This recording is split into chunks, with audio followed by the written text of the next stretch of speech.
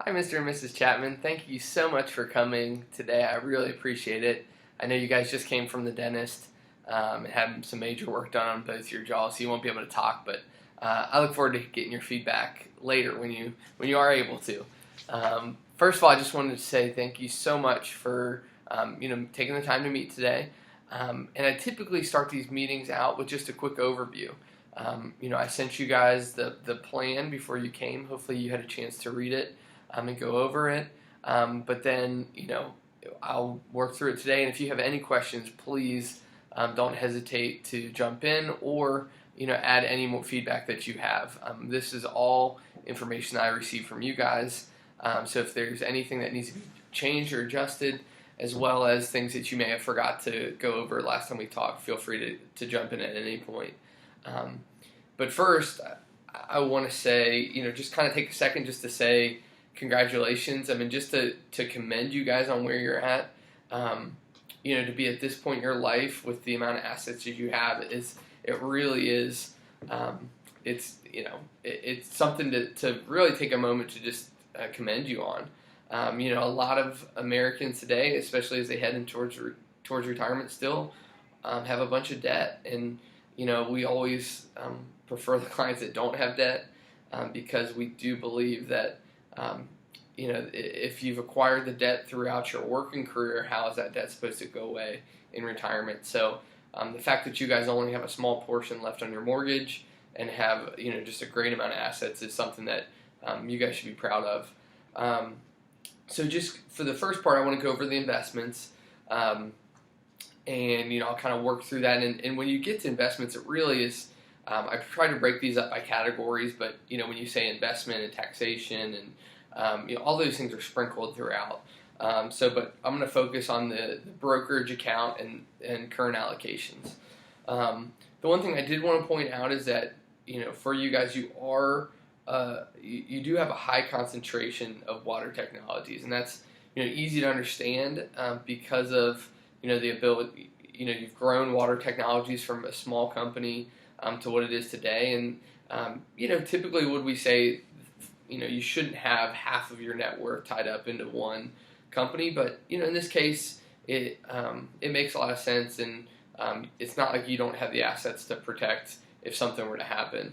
But one thing I will recommend in your 401k, Gerald, going forward is to make all future investments in a diversified portfolio of funds, whether that be fixed income or equities.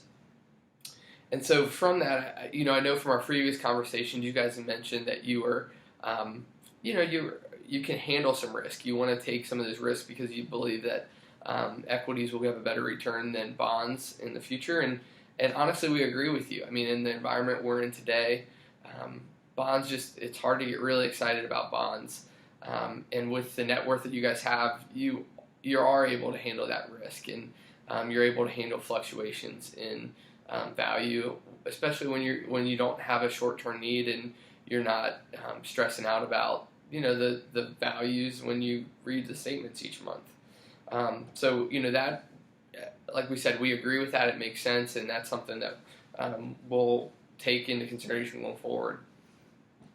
As I reviewed your brokerage account, and noticed that the account is more conservative than what I've gathered from our conversation.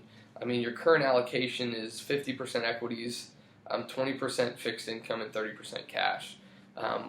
Typically, if there's if you're willing to take some risk, and if you guys want to grow it, you typically wouldn't want to keep 30% cash in that portfolio. The 20% bonds is reasonable, but as long as you guys don't have any short-term cash needs, my suggestion was to move about 25% of that 30% in the money market into equities. So those are stocks. And of those, I also noticed that you have a little underweight in international and global funds. Of the your entire portfolio, you only have one international fund at 10%. And so I was going to increase your exposure to these global funds or international funds. And although we don't think that a huge weighting is necessary, because any kind of company, any of the really large companies that you have here in the United States have a lot of exposure internationally. I mean, you think about Procter and Gamble and Coca-Cola, I mean, even Apple now. A significant portion of their sales come from overseas. But when you do own companies that are headquartered overseas, you have different risks and different processes that won't affect the same companies like they do companies here in the United States. One of those is a strong dollar. As we've seen over the past couple of years, that the dollar's been very high. So when these companies headquartered here have to transfer that money overseas back in the United States dollar, they lose a significant portion of it. And if you were overseas, you wouldn't have to deal with that kind of headwind. So, like I said, I'd expect to raise your exposure to those different funds. But speaking about the funds, one thing that we do as a team is we like to invest in individual stocks in taxable accounts. We do this for multiple reasons. First is that with mutual funds, you pay an additional management fee or expense that are associated with almost all funds.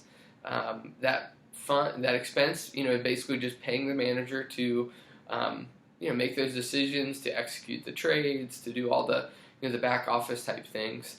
And although, we find that necessary in sectors we're not comfortable with or with areas we're not comfortable with, such as the international funds, small cap, mid cap, which are the smaller size companies here in the United States, especially with large cap companies, we feel very comfortable picking individual stocks on those. And I mentioned the fee that's associated with funds. When you buy individual stocks, there's no fee. The fee that you pay us to manage your assets is the only fee that you'll pay. Where these other funds typically charge about an average of 1%, which doesn't sound like much, but can potentially add up to significant amount over time. So that would be something that we would consider making changes slowly to. We wouldn't want to go into your portfolio and change everything. But over time we could pare back on some of these funds and invest in individual stocks. Another reason why we like individual stocks over mutual funds is because mutual funds pay what's called they'll throw off capital gains at the end of each year. And capital gains are basically the funds hold these different stocks and that they buy and sell throughout their time of holding the fund, and because of that they need to pay taxes on them. And a lot of times people get surprised by these having to pay taxes on their capital gains, and it's not something we can control either. A nightmare would be you just make these allocations, you put somebody in a fund in November, the beginning of December they come out and announce that they're paying a capital gain of 4%, 5%, and you just got into the fund, you're paying an expense, and then all of a sudden they force you to take these long-term capital gains, and you're going to have to be taxed on it. So, we don't like the idea that we're kind of out of control, or that it's not in our control with those funds, and it's just a way that we can kind of add value and just create a more efficient portfolio for you. And lastly, another thing I noticed as far as this, and it kind of fits in your whole portfolio, is the amount of liquid cash you have, or your liquid assets. Right now you only have about $1.5 million that are liquid of your $26 million estate, which is just over 6%. And typically we'd recommend to have a little bit more liquid assets there. So I'll get to that in the next section, but that's one area that we could see you could raise some cash or raise some to invest in these stocks and bonds, to where if you need to get to the cash, you can get to it a lot easier. So let's move on to the next section.